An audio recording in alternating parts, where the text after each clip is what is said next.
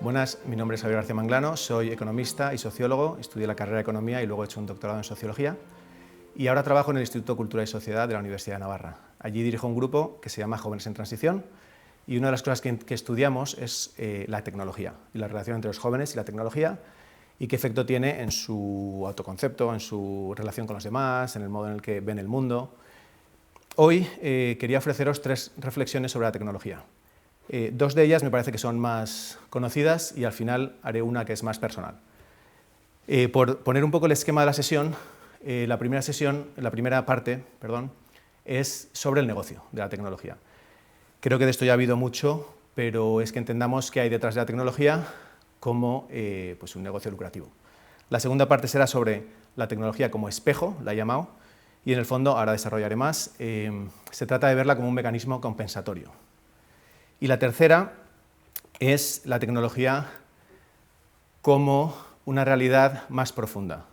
En el fondo, la tercera es donde quiero ofrecer una reflexión sobre la tecnología más en general. Ahora mismo tenemos redes sociales, tenemos móviles, en el futuro podemos tener otra tecnología, otro software, otra realidad digital, pero me gustaría que fuesen estas reflexiones, sobre todo la última, reflexiones más universales, ¿no? Que se apliquen a jóvenes y a mayores y tengamos el dispositivo que tengamos en las manos, en los ojos, en la muñeca, donde sea. Pues bien, empecemos con la primera parte, la tecnología como negocio. Me parece que es conocido, por lo menos tuvo mucho éxito, un documental de 2020 que salió en Netflix que se llama El dilema de las redes sociales, The Social Dilemma en inglés. Es un documental bastante bueno, a mí me gustó, puede tener cosas más exageradas o menos exageradas en opiniones de distintos expertos, pero entrevista, si lo habéis visto, reconoceréis o recordaréis que entrevista a muchos empresarios y trabajadores de Silicon Valley, en el que ellos pues, hablan de la tecnología y muchos de ellos también por qué dejaron de trabajar allí o por qué empezaron a ser más escépticos. En el fondo, y aquí voy a ir muy rápido porque creo que es la parte más conocida y si no os recomiendo el documental y no me repito. En el fondo lo que explican son 3 cosas, que las redes sociales, detrás de las redes sociales hay un negocio además muy lucrativo, quizá el más lucrativo del siglo XXI, es llamativo que las empresas más grandes del mundo ahora mismo sean empresas tecnológicas y que en solo 15, 20 años, además cada vez más rápido, ¿no? A Google le llevó pues, 15, 20 años, a Facebook le llevó 10, 15 años ser un negocio multimillonario. Y ahora TikTok, por ejemplo, pues ha ido más rápido todavía. Es un negocio claramente de éxito. ¿Qué hay detrás de ese negocio? Pues lo que se ha venido a llamar la economía de la atención. También voy a pasar un poco rápido sobre esto. Es una economía que, por decir así como los bloques fundacionales de esta economía, es que la atención es muy valiosa, la atención humana, porque la atención proporciona datos. Con los datos podemos conocer mejor al público, al cliente, al usuario. Con ese conocimiento podemos personalizar la experiencia. Esa personalización, además de dar un producto que es más valorado, puede llevar a personalizar la publicidad, porque estas empresas son sobre todo empresas de publicidad. Google, Facebook ganan más del 80-90% de su facturación es por ingresos publicitarios. Por lo tanto, hay que pensar que lo que más les interesa es hacer publicidad de impacto, que lleguen a cada persona. Y por lo tanto, esos datos permiten la personalización. Con esa personalización activamos unos mecanismos cerebrales, que ahora me diré algo más sobre ellos, que hacen que sea más fácil comprar, pinchar, seguir pasando más tiempo en esa tecnología y finalmente eso es ingresos, ¿no? Ese es un poco, resumidamente, el ciclo de la economía de la atención. Y lo tercero, ¿no? Lo primero, que es un modelo de negocio lucrativo basado en la atención humana y tercero, con mucho de neurociencia, con mucho de mecanismos neuronales, psicológicos y neuropsicológicos. Sabemos mucho ahí de sesgos cognitivos, de modos en los que nos engañamos, de momentos en los que somos más vulnerables para hacer clic o para comprar. Todo esto, en el fondo, es lo que hay detrás de este modelo. Ahí lo dejo, porque me gustaría desarrollar más las siguientes partes, pero es un documental que recomiendo mucho y que creo que da para, en familia o con amigos o donde sea, pues para mucho debate. Paso ya a la segunda parte, la que he llamado la tecnología como espejo. Es un poco curioso este término o este símil, pero ahí me voy a basar en un artículo, que también, por lo tanto, no me voy a extender mucho porque os recomiendo leerlo. Es un artículo mío, perdonad que recomiendo un artículo mío, pero como ahí volqué mucho de lo que pienso en este aspecto, pues no me voy a repetir muchísimo. otros 5 minutos y creo que esta parte también la cubrimos. En el fondo, ahí estaba reflexionando sobre el aumento de la tecnología, bueno, que ahora con ChatGPT ha dado un salto, en ese momento estaba creciendo, pero ha dado un salto, que es tecnología generativa, tecnología de diálogo, de acompañamiento, y me centraba mucho en una aplicación que se llama Réplica. Sigue existiendo, es una aplicación que te promete un amigo tecnológico, por así decirlo, ¿vale? Y está muy bien hecha, y ha mejorado mucho, y en este sentido también hay que esperar que todo lo técnico-tecnológico siga avanzando. A veces uno dice, no, es que no parece una simulación real o una interacción real. Pues esperemos unos años y parecerá más y más, ¿no? Entonces, en ese artículo que está en la revista Nuestro Tiempo de la Universidad de Navarra, en el número de 2020 de noviembre, el artículo se llama El algoritmo emocional. Entonces ahí explicaba también tres puntos principales. El primero es que detrás de toda tecnología, y esto estoy convencido, y es una manera de pensar que me ha ayudado mucho en toda esta investigación y reflexión sobre la tecnología, de que en la tecnología siempre hay algo bueno detrás, en el uso que hacemos. Siempre hay una necesidad humana básica que se quiere satisfacer.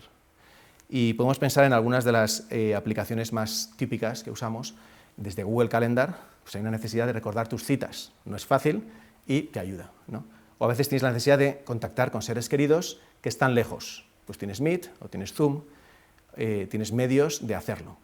Siempre hay una necesidad humana básica. Por lo tanto, esto también te hace un poco más optimista. Dices, oye, que también cuando los adolescentes, cuando los niños, cuando los adultos, cuando todos usamos la tecnología, siempre queremos satisfacer algo bueno, ¿vale? Buscamos algo bueno. ¿Qué pasa? Vamos a pensar un poco en esas necesidades humanas básicas y luego pasamos al punto 2. Que esas necesidades, por ejemplo, por decir algunas, puede ser conocerse a uno mismo, validarse, saber qué está bien y qué está mal, comunicarse con otros, establecer vínculos y relaciones, inspirarse, ¿no? Ver cosas que me animan a ser mejor o pertenecer a un grupo. Todas son necesidades humanas básicas que estamos constantemente satisfaciendo. Entonces, quizá pues uno se conoce a sí mismo solo, cuando está solo, con la reflexión, con la meditación, o por ejemplo, también uno tiene una conciencia, también solo, pues sabe lo que está bien y lo que está mal, o explora lo que está bien y lo que está mal, y tiene ahí un diálogo consigo mismo. Luego también satisfacemos estas necesidades con un grupo pequeño, por ejemplo, la familia y los amigos. Uno también tiene modos de conocerse, pues con las reacciones que tienen mis amigos, yo reconozco cómo soy, ¿no? Si hago una broma y no se ríen, pues igual no soy tan gracioso como pensaba. Bueno, pues este tipo de cosas nos ayudan a conocernos también. También nos ayudan, por supuesto, a pertenecer a un grupo, a saber qué está bien y qué está mal, lo que nos dicen. Y a veces uno satisface esas necesidades también con grupos grandes, no dicho solo, con un grupo pequeño, con un grupo grande.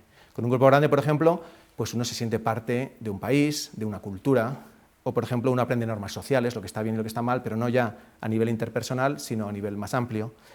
Bien, pues necesidades humanas básicas y buenas, es lo que acabo de explicar, ¿no? Lo que acabo de exponer. ¿Qué pasa? Que también la tecnología ha venido a satisfacer algunas de esas necesidades. Entonces, yo también puedo conocerme, quizá con esta aplicación que he dicho antes, Réplica, que me da un amigo virtual, alguien con quien tengo conversaciones, que igual, como no es de carne y hueso, pues le puedo contar cosas que no contaría a un amigo, que me muestra empatía, que a las 2 de la mañana me despierto y puedo hablar con él. Os parecerán cosas raras, quizás, o más o menos raras, pero por esto triunfan estas tecnologías, ¿no? Porque ofrecen algo que estamos buscando y nos hace una promesa de dárnoslo de otra manera, obviamente, pero también nos lo satisface. O tenemos, por ejemplo, WhatsApp para comunicar, Zoom, como he dicho antes, para comunicarnos con gente que está lejos, a veces con grupos grandes, grupos pequeños.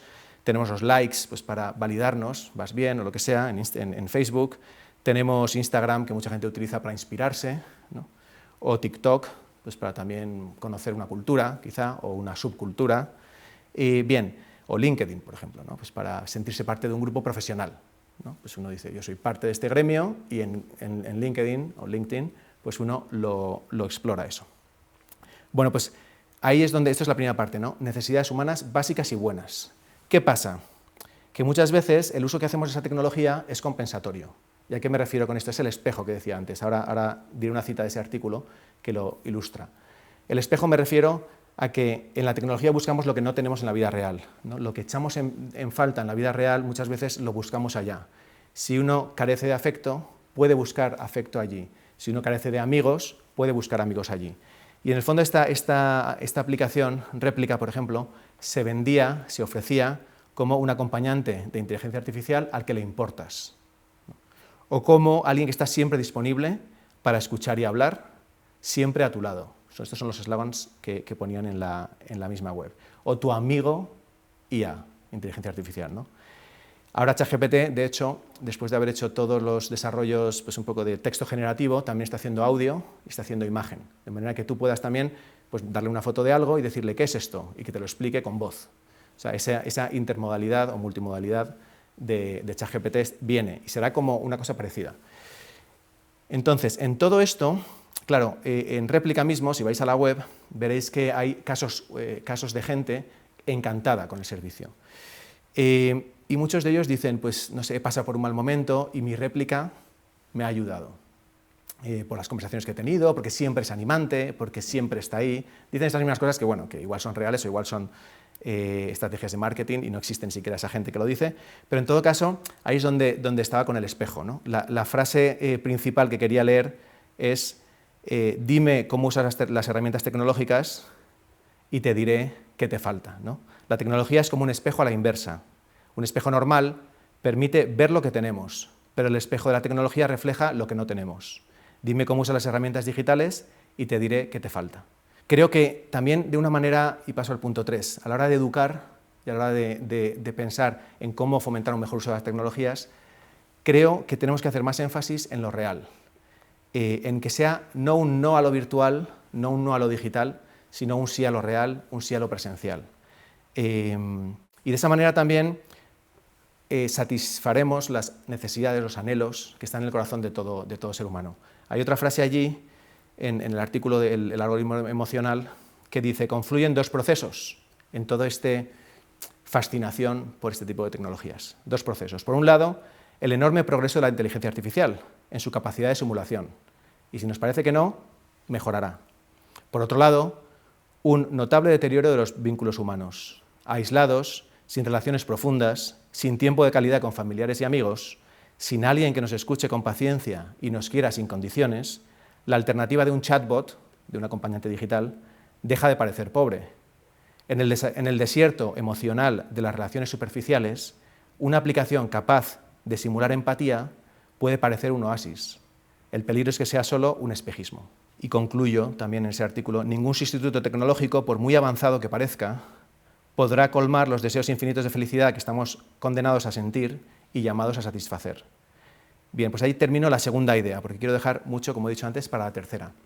Y en el fondo esa segunda idea es eso, que pensemos en la tecnología como algo que detrás tiene algo bueno, que no se está satisfaciendo en la vida real y que por lo tanto muchas veces se acepta la promesa de lo digital. Que luego esa promesa de lo digital se efectúe sin malas consecuencias, sin malos efectos secundarios, pues todo eso ya es otro tema. Pero ese convencimiento, a veces también tengo como una especie de convencimiento profundo, que es que lo presencial es mejor que lo real y que por lo tanto siempre ganará el producto presencial si nos lo curramos de alguna manera, si lo trabajamos. Muchas veces el producto digital está muy trabajado. Hay gente con mucho dinero, en estas empresas que he dicho al principio, en el negocio, que dedica mucho tiempo, mucho pensamiento, mucha ciencia psicológica, neurológica, a hacer un producto, incluso de marketing, ¿no? de diseño, hacer un producto altamente atractivo. Es como que el caramelo realmente es mejor el presencial, pero la envoltura es muy buena la digital. Entonces tenemos que conseguir nosotros y también a la gente que nos rodea y fomentar una cultura en la que lo presencial se valore más. Bien, y con esto paso a la tercera parte, que es lo que he llamado el problema de la tecnología. Y es como un poco ya entrar a lo que yo pienso que es el fondo de todo. Hay el documental este que he mencionado antes, el desafío de las redes sociales, el dilema, perdón, de las redes sociales. Hay un momento, habla toda esta gente que mencioné al principio, que son tecnólogos, tecnófilos incluso, o sea, gente que ama la tecnología y ha dedicado toda su vida a la tecnología, y hay un momento en el que les preguntan, ¿cuál es el problema? Ellos han hablado un poco de cómo funciona esto, de la dopamina, de lo que he dicho antes, ¿no? Pues los datos, la personalización, y entonces ya el documentalista les dice, ¿y cuál crees tú que es el problema de fondo? Entonces, os voy a dejar que veáis el clip, son solo 30 segundos, para que veáis cuál es la respuesta que da la gente que más sabe, en teoría, la gente que más tiempo dedica y que más dinero ha ganado con la tecnología, cuando les preguntan, muy bien, todo esto que me has explicado de cómo funciona está bien, Pero ¿cuál es el problema de fondo? There's no one bad guy, no, absolutely not. So then what's the problem?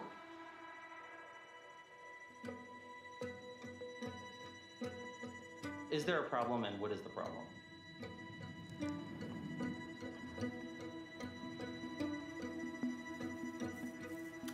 Yeah, it is hard to give a single succinct. I'm trying to touch on many different problems. What is the problem? Como veis, no es una pregunta fácil y a mí lo que más me llama la atención es su incapacidad de responderla. Gente que en el fondo está dedicando su vida a eso y dices, ¿cuál es el problema? Claro, algunos dicen, no son gente mala. O sea, todo esto que hemos explicado y que en el fondo pues, es un poco de manipulación de la atención, de cómo atraemos a la gente y la enganchamos, no son gente mala. Pero no sé qué decirte cuál es el problema que veo entonces detrás. Entonces, bueno, yo voy a intentar responder a esa pregunta, cuál creo que yo que es el problema y que creo que es lo que más nos puede ayudar a afrontarlo, luego ya cada uno en su situación. Para eso voy a hacer algunos experimentos y os voy a hacer algunas preguntas también para que penséis. O sea que en algunos momentos os voy a dejar un tiempo para pensar. Empiezo con una pregunta clave, que es ¿qué es la tecnología? ¿Cómo definirás la tecnología? Si tuvieses que elegir una palabra para tecnología, un sinónimo, o una explicación, una definición breve, en una palabra o dos como mucho, ¿cuál elegirías? Habitualmente la gente, cuando hago esa pregunta, menciona cosas como utilidad, progreso, innovación, comunicación, conexión, rapidez. Se pueden agrupar en esos grupos, ¿no? El primero sería como progreso e innovación. Dices, pues sí, la tecnología es avance, es progreso. Luego está todo el tema de la comunicación, intercomunicación, conexión con otros, el tema de la velocidad, la inmediatez. Bien, se podría también seguir por ahí. Yo creo que todo eso es cierto, eso sucede en la tecnología, pero para mí no es la palabra. No digo que esta sea la única, creo, para mí es la que más me ayuda a pensar, por eso es la que propongo aquí. Que la tecnología es facilidad.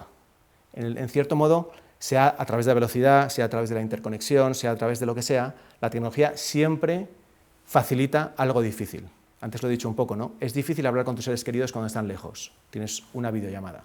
Es difícil acordarte de tus citas, tienes Google Calendar. Es difícil a veces, para algunos jóvenes, conectar con otros, hay tecnología para conectar. La promesa de la tecnología siempre es hacer fácil algo difícil. Estamos en una sociedad tecnológica, por lo tanto, estamos en una sociedad que va hacia el predominio de lo fácil. Y esa es la primera consecuencia de lo que acabo de decir, ¿no? Si la tecnología es hacer fácil lo difícil, una sociedad tecnologizada es una sociedad que facilita las cosas, ¿no? que tiende a facilitar las cosas. Y aquí, esto sí que puede dar un poco para debatir o pensar, y voy a dejar un pequeño silencio, pero un primer experimento mental. Se dice que pronto existirá, bueno, algunos dicen que ya existe de alguna manera, una pastilla para todos los ingredientes, todos los nutrientes, todas las cosas que necesitas ingerir en un día para tu desarrollo, una pastilla que te lo dé, de manera que, pues, bueno, si quieres tres, una de desayuno, otra de comida y otra de cena. También esa pastilla la puedes personalizar con el sabor que quieras. De manera que dices, quiero un sabor de desayuno aquí, y además a mí me gusta mucho lo dulce o no tanto, y tienes una pastilla para desayunar, otra para comer y otra para cenar, o si prefieres solo una y todas las comidas en una misma pastilla, ¿la tomaríais o no? Y es una primera pregunta que quiero dejaros. ¿Tomarías una pastilla con todo lo que necesitas para un día? Motivos a favor, motivos en contra. El sabor, tiene el sabor que tú quieras, además el que te gusta a ti, y cada día cambias de sabor porque te gustan varios. Si tienes un régimen, te lo incluimos en la pastilla. Si tienes medicinas que tomar, y además se te olvida a veces, ¿no? Porque es una al día, 3 al día, pues lo mismo. En tu pastilla está todo lo que necesitas, nutrientes, todo el sabor que quieras, el régimen, la dieta que mejor te viene, y encima las medicinas que en cualquier momento de la vida puedes necesitar. ¿Qué diríais a favor? Pues probablemente ahorrar tiempo, cocinar, comprar, preparar la mesa, el mismo comer, pues todo eso son tiempos. Uno puede decir, no, es que disfruto de esas actividades. Otro podría contestar, bueno ya, pero algunos días no y algunos días tengo prisa. Además, si entro en ese ciclo de utilizar la pastilla, pues igual ya cada vez me cuesta más sentarme a comer con otros. Probablemente muchos estáis pensando en el proceso, en que disfrutamos del proceso. en que hay una cultura detrás, en que hay un compartir, que comer no es solo ingerir como los animales, sino que los seres humanos, encima de esa necesidad fisiológica, hemos hecho cultura, hemos hecho relación y que perderíamos todo eso. Bien, me imagino que la mayoría de gente ha dicho, yo habitualmente no preferiría no tomar la pastilla, solo excepcionalmente. Entonces, os hago un segundo experimento mental. En 1984, Nicolás Negroponte, que es el fundador y director del Media Lab, que es como el laboratorio experimental más importante de MIT, una de las universidades, o si no la más importante en temas tecnológicos del mundo, pues este hombre dio un TED en el 84. Y ahí hizo varias predicciones. Brevemente lo digo, pues dijo pues, que utilizaremos las pantallas con el dedo, que habría lectores digitales, que no habría papel, sino que lo pasaríamos al lector digital. Todo esto en ese momento era increíble y él lo predijo. ¿Qué pasó? Que a los 30 años, en 2014, TED, la organización TED, le invitó a volver a dar otra sesión, diciendo, Nicolás, desde lo que dijiste en 84 hasta 2014, muchas de las cosas que predijiste han sucedido. Dinos los próximos 30 años. ¿Vale? Y entonces, bueno, él repasó todas estas cosas anteriores y hubo un momento que dijo, mi predicción para los próximos 30 años es que aprenderemos idiomas tragando una pastilla. Lo dejo ahí, un momento, porque no hay errores en esta frase. Aprenderemos idiomas tragando una pastilla. Y el general conocimiento vendrá por ahí. Nos parece increíble, no sé si más, yo no estaba en el 84 escuchando a este hombre, no sé si más o menos de lo que sonaba en 1984 lo que él dijo. Bien, entonces ahora la pregunta de la pastilla para comer os la devuelvo con, ¿tomaríais una pastilla para aprender inglés, ruso, chino inmediatamente? A los alumnos les hago esta pregunta también. Me imagino que la respuesta para muchos es que sí. Les hago la pregunta a los alumnos diciendo, hoy pastilla, mañana examen, me quiero asegurar de que lo habéis aprendido, pasado graduación, y te ahorras la carrera, te ahorras el dinero, te ahorras el tiempo, ¿tomarías la pastilla? Pues nada, de nuevo pensemos un poco si sería algo que haríamos. En este caso uno dice, bueno, es que sí que ahorro tiempo y dinero, el proceso no es tan gustoso como comer o como cocinar, depende de la persona, pero bueno, no lo disfruto. ¿Por qué entonces no tomaríamos la pastilla? ¿O qué motivos tendríamos para no tomar la pastilla? Todo ese conocimiento, en cierto modo, está en Wikipedia ya. Uno dice, te metes Wikipedia en la cabeza con una pastilla. Bien, ¿qué estamos perdiendo realmente cuando aprendemos las cosas así? Obviamente lo que estamos perdiendo es el proceso. Hay cosas que no son solo información, sino que el proceso mismo de adquirirlas nos hace a nosotros, ¿no? Por ejemplo, ¿es fácil hacer amigos? Y uno diría, no, no es fácil hacer amigos. Pero está Facebook. Para muchos jóvenes, Facebook o pues, lo que sea Instagram ahora, parece fácil hacer amigos, parece fácil comunicar. ¿Es fácil establecer relaciones románticas profundas y duraderas? No, pero existe una cosa que se llama Tinder. Oye, que hay un mercado muy amplio. Estas tecnologías en el fondo cogen algo difícil y lo hacen fácil, como decíamos antes. Lo despiezan y dicen, oye, que a la hora de establecer relaciones románticas, céntrate en la apariencia externa, porque hay un mercado infinito. De momento selecciona los 200 que por apariencia externa te atraen. Luego iremos a la personalidad, luego iremos a los gustos y tranquilo que encontraremos a tu persona. Claro, es una promesa, como antes, de algo difícil hecho fácil. ¿Nos la creemos? Obviamente lo que pensaríamos es que en el proceso de conocer, que eso no, hay cosas que no se pueden acelerar, que hay cosas que no se pueden seccionar, fragmentar y tratar como productos de consumo. Y en el fondo, ¿qué hacemos cuando hacemos estas cosas? Pues caemos en la trampa del facilismo. Yo creo que la sociedad actual vamos hacia una sociedad facilista, ¿no? Que está en el diccionario de la Real Academia Española, creía que había inventado una palabra, pero no, ya existe. Que es la tendencia a hacer o lograr algo sin mucho esfuerzo, de manera fácil y sin sacrificio. Y ahí creo que llegamos a los dos problemas que voy a presentar sobre la tecnología. El primer problema es que el criterio prevalente en una sociedad facilista, en una sociedad tecnológica y cada vez más tecnologizada, no es lo bueno, el criterio de elección deja de ser lo bueno y pasa a ser lo fácil, lo rápido, lo cómodo. Entre jóvenes, que me muevo constantemente, una de las cosas que más oyes es no te rayes, no te compliques. ¿Para qué haces todo eso cuando tienes ChatGPT? ¿Para qué te complicas cuando es más fácil con esto?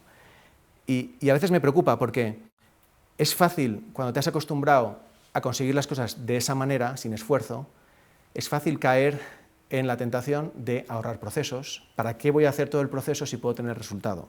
Ahí entran cuestiones de inmediatez. ¿Por qué los jóvenes, los adolescentes y nosotros a veces queremos acelerar los audios de WhatsApp?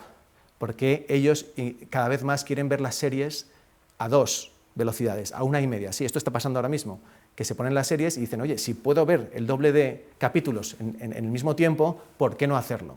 Y vemos cómo se desnaturalizan las cosas, el descanso se convierte en una cosa acelerada y en general todo tiene que ser dominado, tienes que ahorrarte los procesos, ¿para qué te vas a complicar? Y no pensamos en lo bueno. Ese es para mí el primer problema, que el bien es arduo, no siempre, y desde luego el objetivo es ir desarrollando capacidades que hagan el bien cada vez más atractivo y cada vez más fácil. Pero es cierto que el bien va a tener muchas veces un componente de complejidad, de dificultad, y si se acostumbran los niños, los adolescentes, a elegir lo fácil, no lo bueno, muchas veces, cuando el bien es arduo, bien se hará muy pequeñito en su cabeza y arduo se hará inmenso. De manera que dejarán de ver el bien porque cuesta.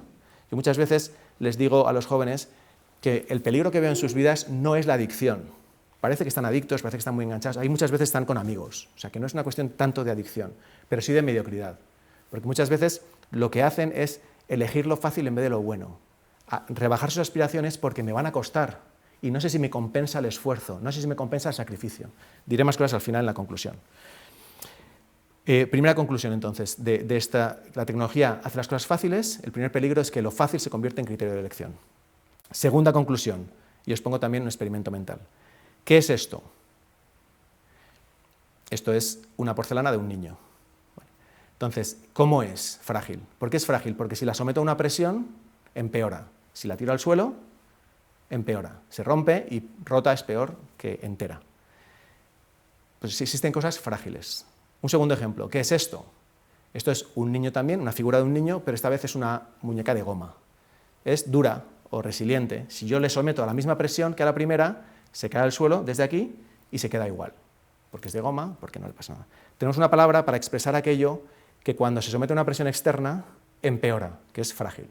Tenemos una palabra para expresar aquello que cuando se somete a una presión externa, se queda igual, que es duro o resiliente. Nos falta una palabra, que sería una palabra para expresar aquello que cuando lo sometes a una presión externa, mejora. Tenemos cosas que empeoran, que se quedan igual, que mejoran. ¿Qué es lo que mejora? Por ejemplo, el sistema económico. Cuando hay competición, las empresas compiten con ellas y todo mejora. Por ejemplo, el sistema inmunológico. Se sabe que ahora hay más intolerancias y alergias porque durante mucho tiempo se limpiaba todo, los niños se caía el chupete al suelo y había que esterilizarlo completamente, y eso ha hecho que el sistema inmunológico, que se basa en exposición al alérgeno o a los bichos que hay por ahí, pues no se desarrollase tanto. El ser humano, en definitiva, es una realidad, es la más importante, que mejora con el reto, con el esfuerzo, con el sacrificio. La persona que estudió esto primero es un economista que estudió estos sistemas, los frágiles, los resilientes, y luego propuso una palabra que es antifrágil, que es, y está en este libro, es una palabra que eso expresa, como dice, las cosas que se benefician del desorden, del esfuerzo, del caos, del sacrificio. Por lo tanto, segundo problema que veo. Al elegir lo fácil, nos hacemos frágiles. No solo el criterio de elección se convierte en lo fácil, sino que la persona que elige se hace frágil. Por lo tanto, ¿qué me preocupa de la sociedad tecnologizada? Que hagamos personas cada vez más frágiles, que vayan renunciando a esas metas altas y vayan siendo cada vez más mediocres. El Papa Francisco expresa esto de la mejor manera que he leído, y lo leí en un libro que le hace una entrevista que le hacen antes de ser Papa, que se llama El Jesuita. En ese libro dice: para educar hay que tener en cuenta dos realidades, el marco de seguridad y la zona de riesgo. No se puede educar solamente en base a marcos de seguridad, ni solamente a base de zonas de riesgo. Tiene que haber una proporción, no digo equilibrio, sino proporción. Siempre la educación supone un desequilibrio. Hay que caminar con un pie en el marco de seguridad, o sea, en todo lo que viene adquirido, y con otro pie tentar zonas de riesgo, que tienen que ser proporcionales al marco de seguridad, a la idiosincrasia de la persona y al entorno social. Entendemos, ¿no? El niño tiene que tener zonas de seguridad, obviamente, pero tentar zonas de riesgo. Entonces, concluye, se va transformando esa zona de riesgo en un marco de seguridad, y así sucesivamente se avanza en la educación. pero sin riesgo no se puede avanzar y a puro riesgo tampoco. Bien, me parece un resumen muy bueno que también incluye esa parte de proporcionalidad que cada uno tiene que ver entre lo que está adquirido, donde estoy seguro, y los riesgos. Ahora, y lo diré muy brevemente porque tengo que acabar, hay toda una investigación, y me voy a basar en un artículo de 2011 de la profesora Sandseter, de Noruega, que habla de los efectos antifóbicos de las experiencias emocionantes, exhilarantes, peligrosas. Ahí lo que dice es que los niños tienen necesidad de experimentar con el riesgo y con la emoción. Esto no significa que lo que hacen tenga que ser peligroso. Basta con que ellos asuman que ellos sientan que están asumiendo riesgos. Esto les asusta, pero poco a poco aprenden a superar ese miedo. Por eso habla de los efectos antifóbicos de ciertas experiencias de niño. Si les protegemos de esas experiencias, les hacemos más miedosos. ¿Qué experiencias son estas? Por ejemplo, subirse a sitios, dice 6 cosas que tienen que experimentar de alguna manera, jugando, y tenemos que dejarles que lo hagan. Alturas, subirse a sitios altos. Manipular herramientas peligrosas, ¿no? Un niño coge un martillo, tiene necesidad de probar un cuchillo, pues obviamente quitando peligros, pero dejándoles que ellos aprendan a modular riesgos. Acercarse a elementos peligrosos como el agua o el fuego, les atraen mucho, pues tendremos que también ir dejándoles que vayan cogiendo confianza. Jugar a golpes, un poco el pelearse, pero de una manera así más juguetona, ¿no? Mamporros y todo esto, pues es parte también de todo esto. La velocidad y explorar por su cuenta, sin estar siempre supervisados por un adulto que les va diciendo lo que hacen y lo que no, y que ellos van aprendiendo que hay cosas que duelen, que hay cosas que son más peligrosas. Bien, pues esto simplemente la fragilidad como gran peligro. Voy a hacer ya la conclusión y con cada una de las 3 conclusiones que tengo, que es una de cada parte, voy a recomendar varios libros, también porque yo creo que aquí hay mucho contenido para pensar y que uno tiene que seguir por su cuenta en la medida en la que también esté interesado. Primera conclusión, que hay que conocer la tecnología como negocio, cómo funciona, qué hacen para engancharnos, psicología, economía, neurociencia, hay que leer, informarse, no ser ingenuo, saber que al otro lado de la pantalla hay gente que trabaja mucho y muy bien, que hay mucho tiempo, dinero, inteligencia, desarrollando un producto que es muy atractivo, pero que en el fondo lo real es siempre mejor, lo que he dicho antes. Recomiendo para esto el documental El dilema de las redes sociales en Netflix, un libro que se llama Superficiales, de Nicholas Carr, explica muy bien algunos de estos funcionamientos o efectos que tiene en la superficialidad, y luego otro libro que se llama Irresistibles, de un profesor de la Universidad de Nueva York que se llama Adam Alter. Estos y muchos otros, pero bueno, son buenos comienzos para entender el negocio. Segunda conclusión, que debemos pensar en la tecnología como un espejo, como un mecanismo compensatorio. Y esto es muy animante, porque en el fondo tenemos acceso a lo que todos deseamos, y con la educación también, los niños o los adolescentes desean, lo real, lo presencial. Ahí hay mucho más valor. De hecho, hay mucha gente que piensa que eso va a ser lo premium en el futuro, ¿no? Tú vas a tener lo presencial y que va a ser mucho más valorado. Pero lo digital está muy bien envuelto. Para entender todo esto, recomiendo el artículo que ya he dicho, En nuestro tiempo, el algoritmo emocional, los libros de Sherry Turkle, es una profesora americana, hay uno que se llama En defensa de la conversación, también habla de todo el valor que tiene lo presencial y el 1 a 1 y todo esto, y acaba de salir un libro de un profesor que ha hecho una gran investigación en los últimos 5 o 10 años para recopilar todo lo que sabemos, y lo ha titulado La generación ansiosa. Ha llegado a la conclusión de que, en suma, la tecnología tiene cosas muy buenas y algunas no tanto. En suma, lo que está generando es esa ansiedad en los jóvenes. Bien, y la tercera conclusión es que pongamos el valor en lo bueno, no en lo fácil. No hay atajos, a veces, para el desarrollo humano. Y la tecnología nos promete atajos, nos promete facilidades, pero hay que educar haciendo disfrutar del proceso. Y muchas veces lo que noto es que hay jóvenes que han aprendido a emocionarse con algo, desemocionarse, porque habitualmente uno se desemociona después de un tiempo, a perseverar en ese esfuerzo, tocar la guitarra, jugar en un equipo de fútbol, lo que sea, esforzarse y llegar a un disfrute mucho mayor que al principio, que es el disfrute que viene del dominio de las cosas, de que yo me lo he currado, de que siento que soy capaz. Pues eso creo que todos los niños tendrían que de alguna manera experimentarlo en algún ámbito de su vida, ¿no? Lo bueno me lleva más alto que lo fácil y me hace disfrutar más, aunque a corto plazo disfruto más lo fácil, ¿no? Es como enseñar a tomar el chuletón en vez de la chuchería. Pues obviamente la chuchería pues es mucho más atractiva a corto, pero de alguna manera, y esto se puede aplicar al cine, a las lecturas, a lo que sea, ¿no? También hay que hacerlo bien, como decía el Papa, ¿no? Siempre que disfruten, que la zona de seguridad sea fuerte, pero que vayan o que vayamos en esas experiencias subiendo el nivel de dificultad, pero también de disfrute, ¿no? Y si esas dos van de la mano, pues al final desarrollarán esta capacidad de disfrutar de lo bueno. Y ahí también recomiendo 3 libros. Jonathan Haidt, este mismo que he dicho antes, que ha escrito La generación ansiosa, también ha escrito otro libro que se llama La transformación de la mente moderna. En inglés es mejor el título, es La mimada mente americana. Ahí habla mucho de cómo hemos mimado a una generación con buenísimas intenciones para protegerles de lo malo, pero con eso hemos hecho que sufran más, ¿no?